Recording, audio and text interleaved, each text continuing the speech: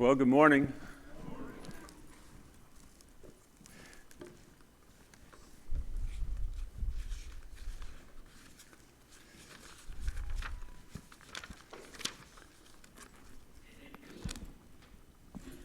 We'll be looking at, for the next few weeks, the Sermon on the Mount. And so I begin this study with some trepidation and some just some thoughts. First of all, off and on for the last several years, I've mostly been downstairs in the Discovery Zone, and y'all are adults. So when I teach to adults, it may be childish for me or for you. I'm just kidding, but bear with me with that. Be patient with me. But I am guided by some things that I wanted to mention just by way of introduction. Also, Brian and Willie, if y'all could pass out, this is an outline that will kind of sort of follow.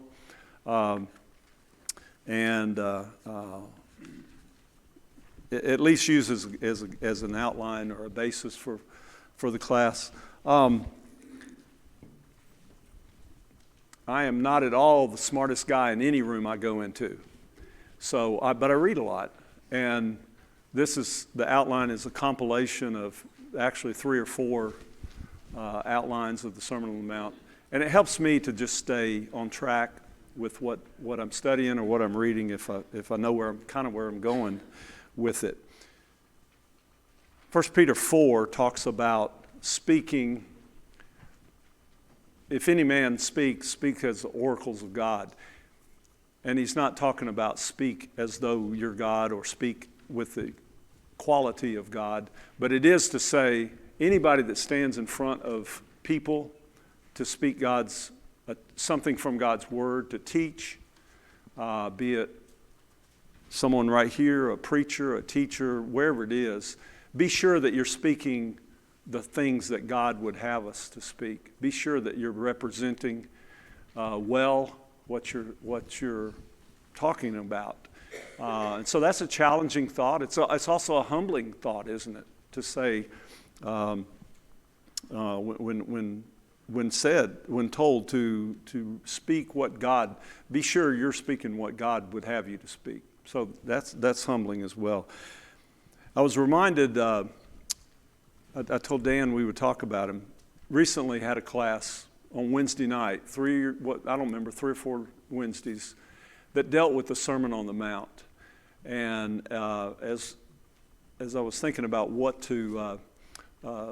subject to take, I could think of no better place, no better topic, more current topic, more relevant topic, more needed topic than the Sermon on the Mount for Christians today. And so I appreciated Dan. He gave me a lot of good ideas and some things that I'll kind of springboard from what he said in those classes. But the main thing that he emphasized in his classes, this is challenging stuff. This is honest, hard, challenging material to practically live it. You can read it and we'll talk about some things there. But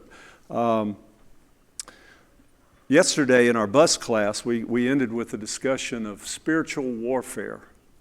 And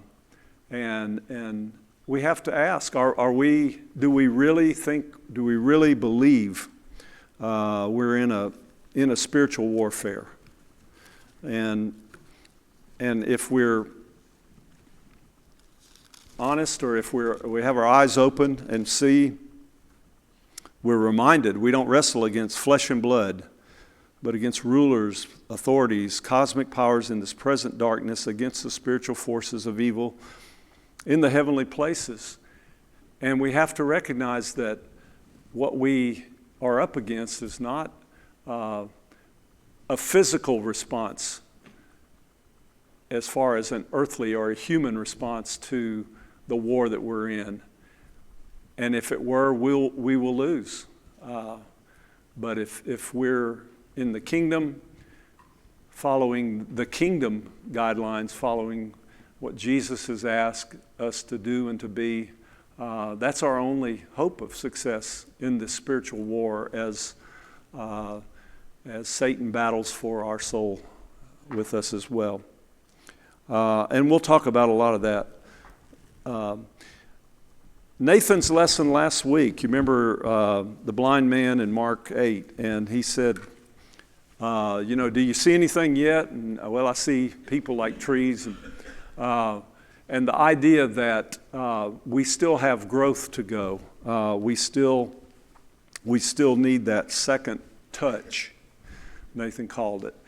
And that's a lot of what is a challenge of the Sermon on the Mount, is the idea that we're doing this, but not quite. And we kind of need a second touch, a reminder to see what it is that Jesus actually calls us to do or to be as Christians. And so, and one other thing that I'm guided by or challenged by, 2 Corinthians chapter 4, that has an element, not an element, that is a key part of the Sermon on the Mount, is this. Paul ends chapter 4, our outer self is wasting away, our inner self is being renewed day by day, for this light momentary affliction is preparing for us an eternal weight of glory beyond all comparison. And listen what he says, as we look not to the things that are seen, but to the things that are unseen. For the things that are seen are transient. The things that are unseen are eternal. There's an unseen world out there,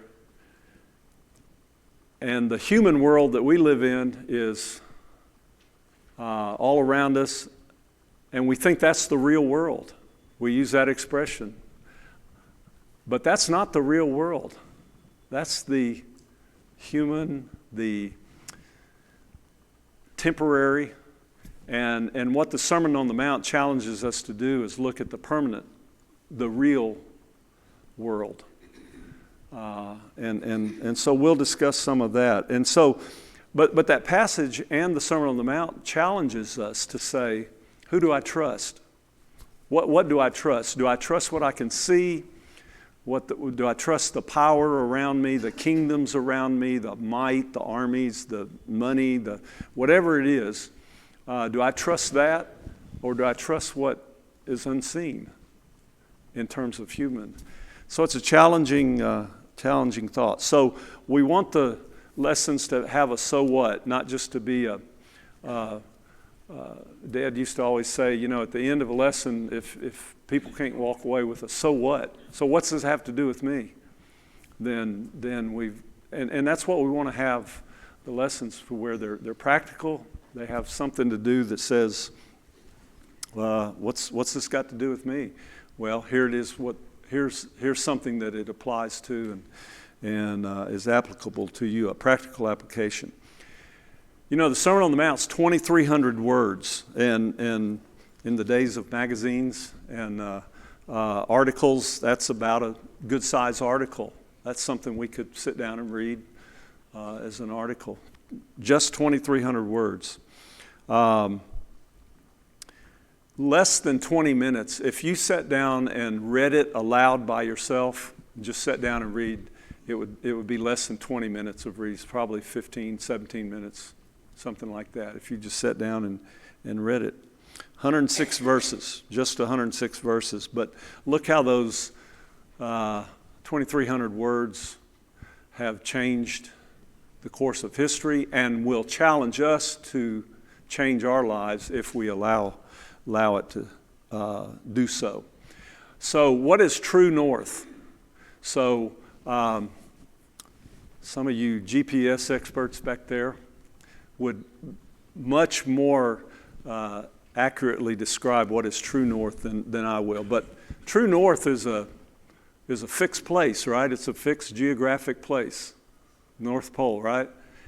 Who lives? What's at the North Pole? That's where Santa lives. That's right. So it's a fixed place. So what is a magnetic north? What's the difference between those? 3 to 5 degrees. I'm sorry? 3 to 5 degrees. 3 to 5 degrees, could be 10 degrees, right? Depending on the tilt, the axis of the earth. Turns out it could be because of humidity, and could be your compass is not working right. It could be up to 10 degrees, maybe more. But yeah, it's a difference between what is north and what is true north. And that's what the Sermon on the Mount calls us to do. We have a true north that we're supposed to be in, but when we're in the world, that magnetic north pulls us off track.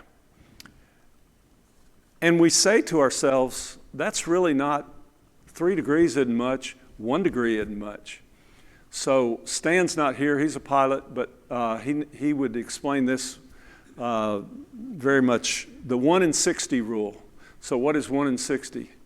If I'm driving from here to Noonan, say there's no trees or it's just a straight road, and I'm 1 degree off, after 60 miles, how far? No, you're a pilot. Explain that. You'd be a long ways off. Yeah. So between here and Noonan, I'll be a mile off. So I might be in Noonan, but I was supposed to be over there. But after 100 miles or 1,000 miles, or worse yet, if it's not 1 degree off, you're 3 to 5 degrees off, or you're 10 degrees off. How far off are you? And that's what the Sermon on the Mount calls us to say, is that after a lifetime, if we're a little bit off on something, how off are we after 50 years? Does that make sense? And we say, well, we got it mostly right, but the Sermon on the Mount calls us to true north. It says, this is what you're supposed to be about. Quote here, C.S. Lewis, we've heard this, good and evil, this is from Mere Christianity, good and evil both increase at compound interest. That's why the little decisions you and I make every day are of such infinite importance.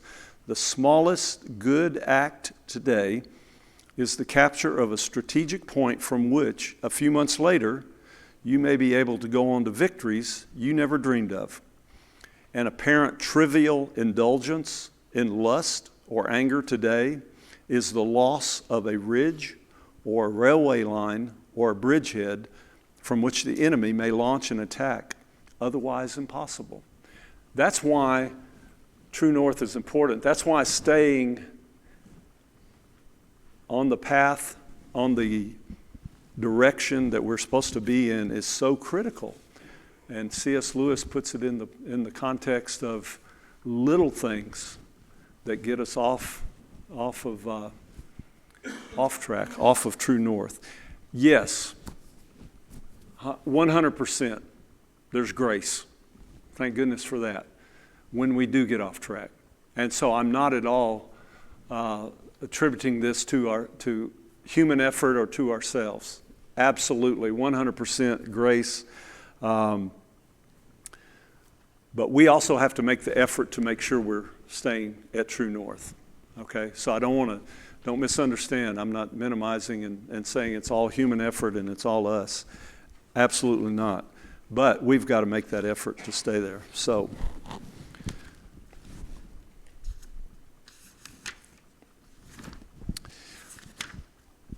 there's some approaches to Sermon on the Mount. As you read and as you hear and listen to people talk about Bible in general, or God's Word in general, or whatever it is, there's several different approaches. One is that this is a really kind of an impossible standard. It's kind of way up there. It's really impractical because, hey, I live in the real world. And there's that expression. I live in the real world. This is good stuff.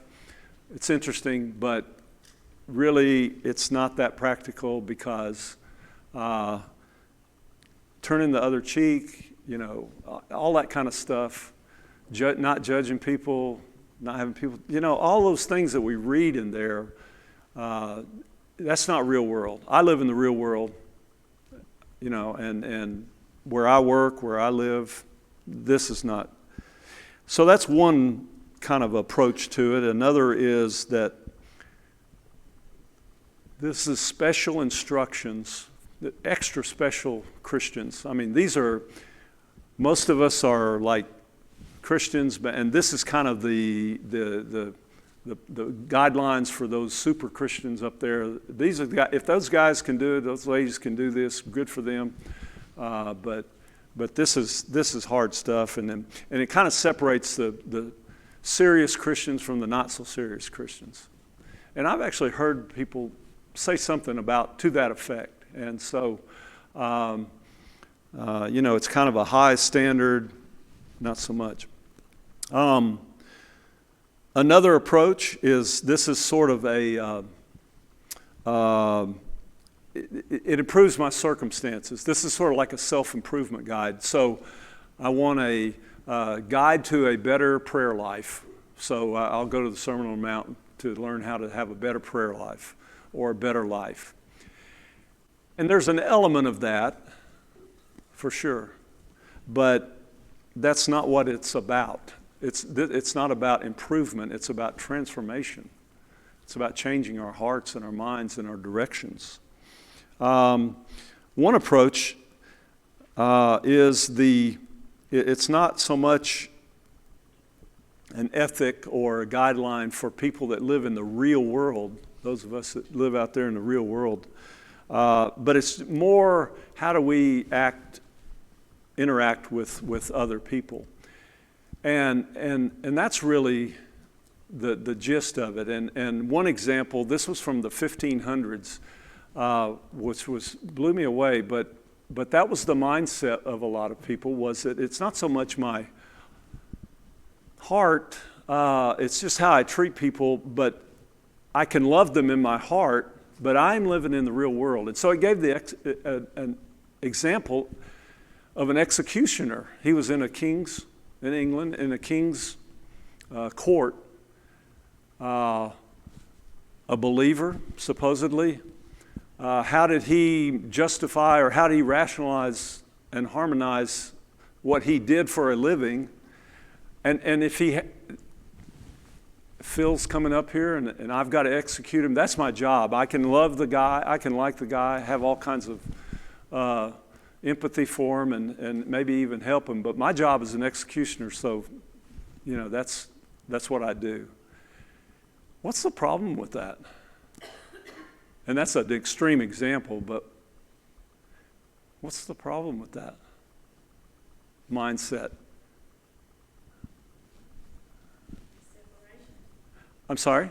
It's a separation. Completely. It's my mind is here, my actions are here, and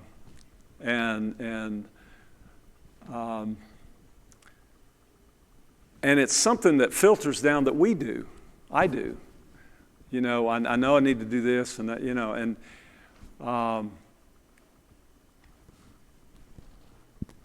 the Sermon on the Mount calls us to greater than that. It calls us to not a separation, but a harmony.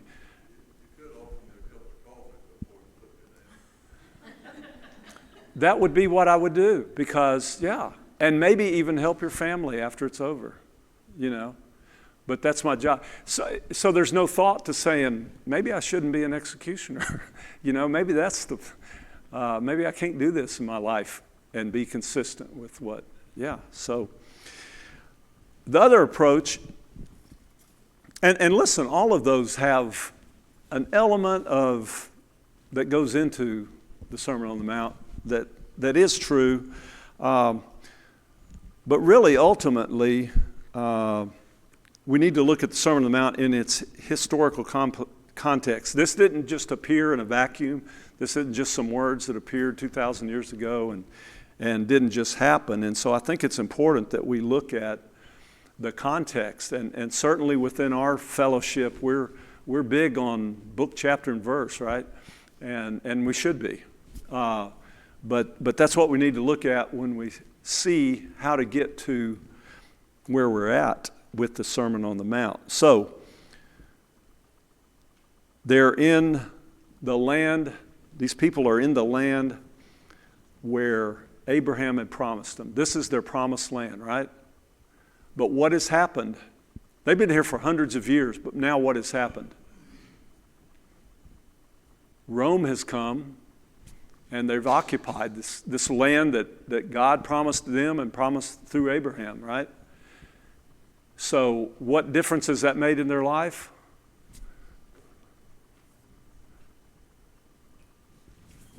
Well, they're having to live under different laws than the one God gave. Really, They're occupied. That's right. And so taxes, levies, tariffs, rent. The estimate is 20% of the population were slaves. There was a huge percentage of the population that were servants, indentured servants. But every place in society had some effect on their life. You were a farmer, here's tax money, here's part of your crop going to Rome. And ultimately, it's a feeling of powerlessness, right? We were God's people, this was our land, but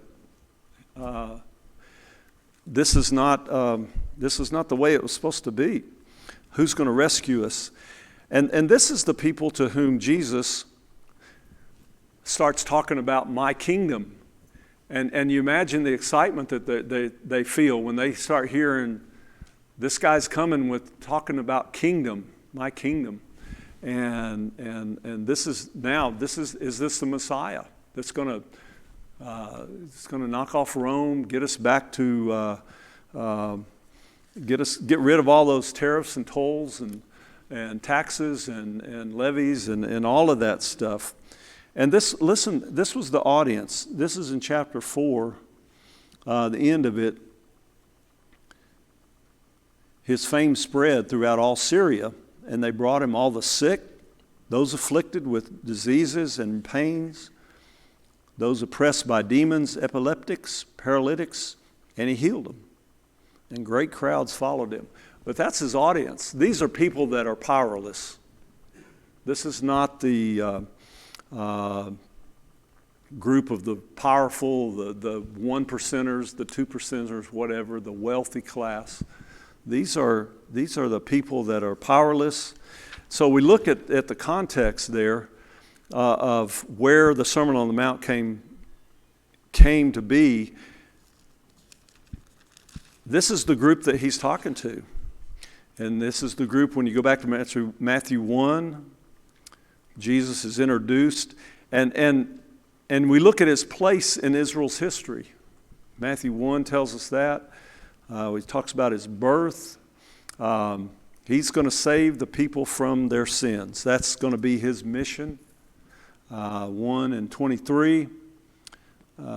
This is what will take place to fulfill. They shall call his name Emmanuel, meaning God with us. And we see early on, even as a baby, the opposition to anything that's going to disrupt the power around them, the kingdom of the world around them. When we see Herod and his actions and reactions to hearing about the new king in town. We see John the Baptizer come, chapter 3. He's witnessed by John. He's baptized by John. God is confirming who he is. And we see the temptations in chapter 4. And those are interesting because the things that Jesus is tempted to do are the things that He will do. You're hungry. Why don't you make some bread? Trust God. Throw yourself off that temple. I'll give you charge of all the world. And those are things that Jesus is going to speak about, right?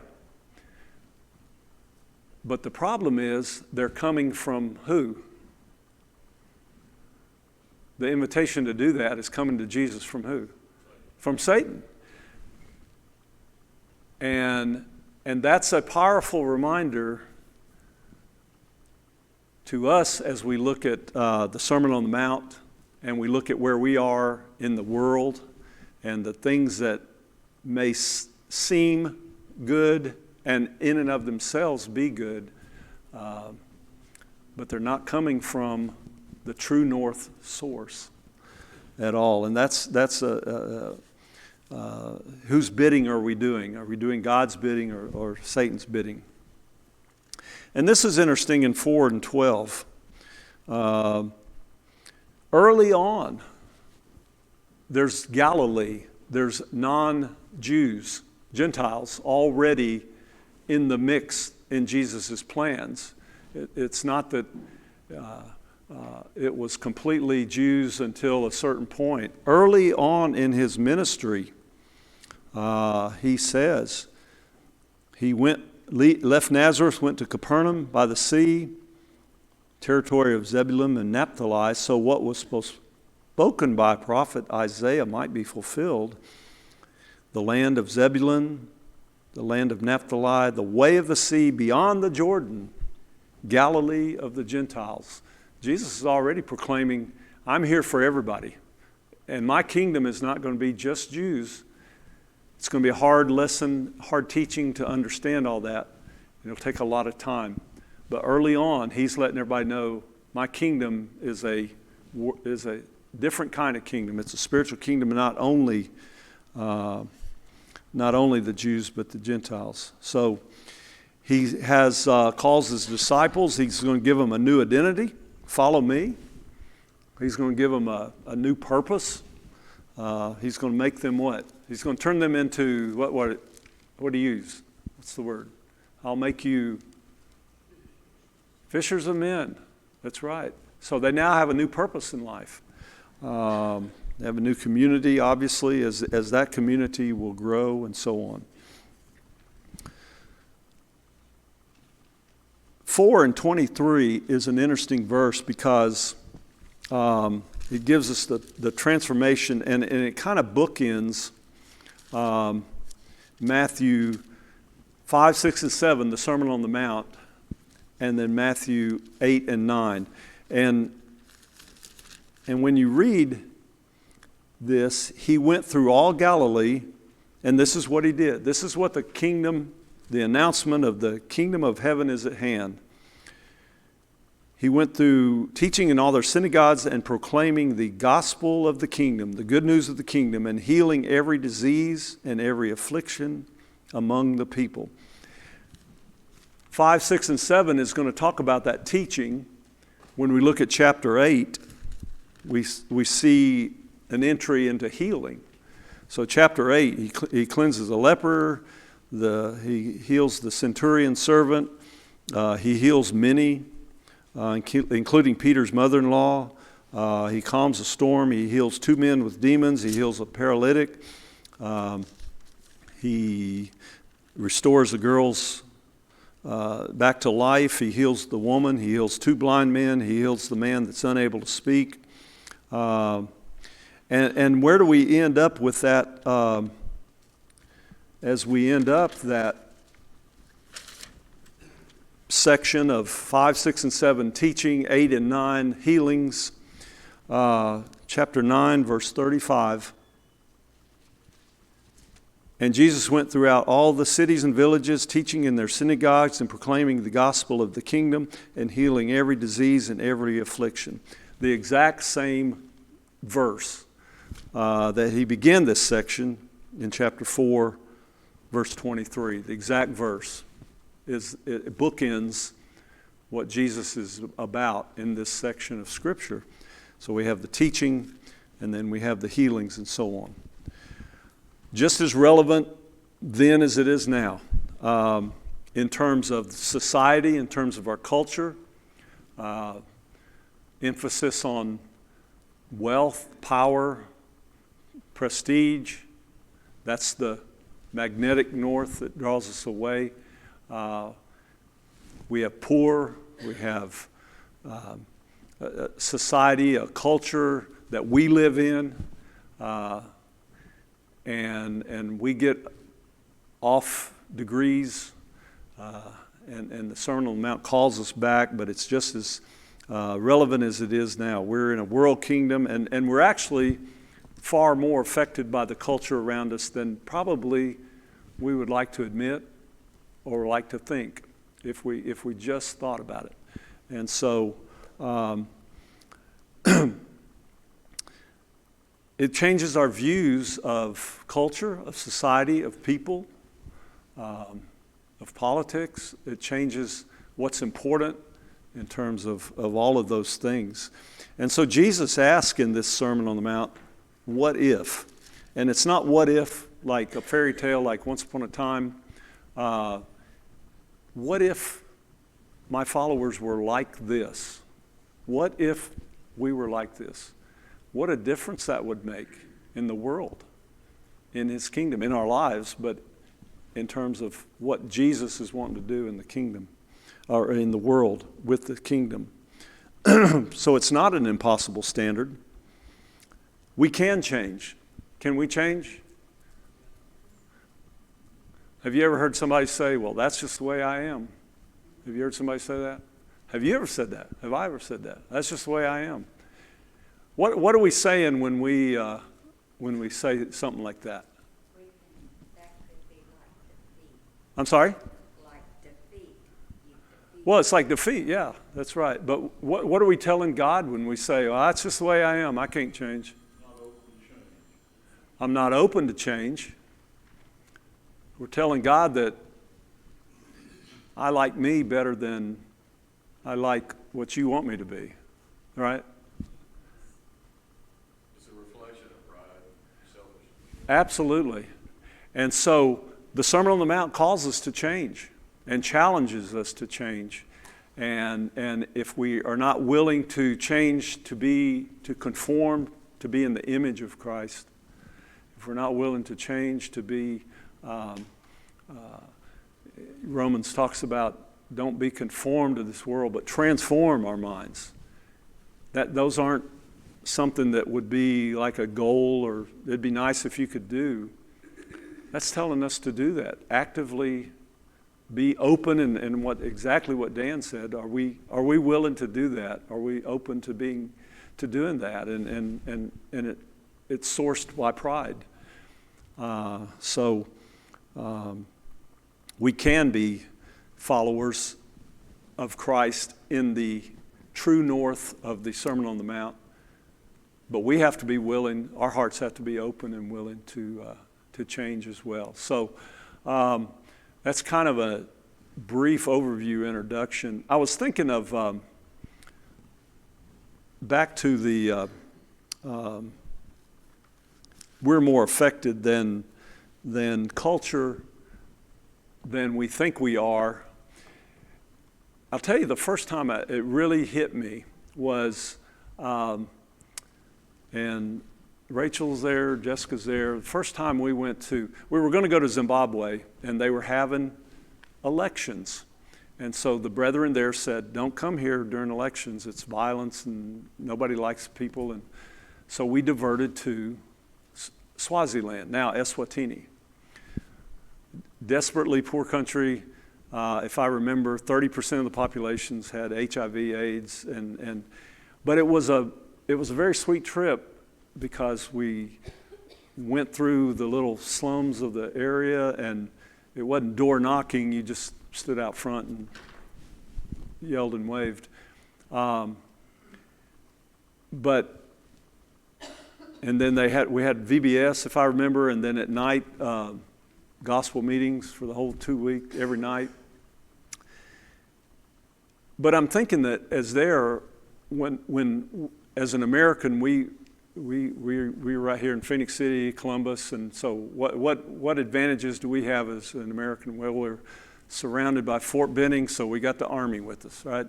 And we have all the money we probably need and more. We have vehicles. We're Americans, right? We're self-sufficient. We had it. And so it hit me one day. We're way down in this little trail going to these little houses and huts, and I'm with Jessica and a guy that I had just met that day named Brother Moses. I don't know who Brother Moses is, but they said he was a faithful member of the church there, and he was going to go with us. And suddenly I'm in this slum of an area where there's no running water, there's no limited electricity, if any. And it hit me, I don't have the protections of being an American that, you see what I'm saying? It was just a very, very exposed feeling. And then to top it off, I think Fred was walking around with Rachel. I think they had one person doing the same. And it was just kind of a feeling of, and then we got down to one guy's house, and he was a very devout and outspoken Muslim. So we had a little discussion, and I'm thinking, you know, and the question is, what was I trusting? You know, was I trusting my security of being here in Phoenix City, and I'm in my truck, and I have roads, and we have Walmart, and, you know, everything is, and we can, you know, vote, and there's not going to be riots, and all those things that we're used to in our culture. We're far more affected by our culture than what we think we are when you get out of it. And those of you that have traveled in third world countries and so on, y'all know that feeling. God asks us to trust Him and not trust those things. And it's kind of a crazy feeling. So next week, you have your outline. Next week, we're going to look at some terms, and then we'll get into the Beatitudes, and as we go along in there. But I'm asking you to do some homework. Again, I know you're adults; you're not the kids' class anymore. But I'm still going to ask you to do homework. Raise your hands? Everybody, raise your right hand. No, go ahead. Go ahead, everybody. Billy's not raising it. Go ahead, Billy. Let's see. Everybody's raising their right hand? All right. I'm just checking to make sure. Some of them are kind of like this. So these are the people in this room that have 20 minutes of free time this week, right? You can carve out of your busy schedule. It could be a halftime of a ball game. It could be 20 minutes of free time in your schedule this week. And so I'm going to ask everybody to find a quiet place. Take 20 minutes by yourself or with your wife or husband, whatever, and sit down and read aloud the Sermon on the Mount. Just read aloud and let God speak to you through His Word. Let Jesus talk to you through the words on the Sermon on the Mount. So, can we do that? Can you find 20 minutes of time this week? I know we can. All of us can. And so what's the so what of today? What's our so what? Our so what's is there is a true north. There is a true north.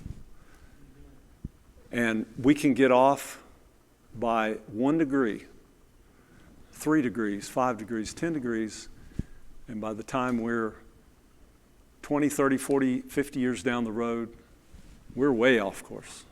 We're not even close. God's calling us in the Sermon on the Mount, true north.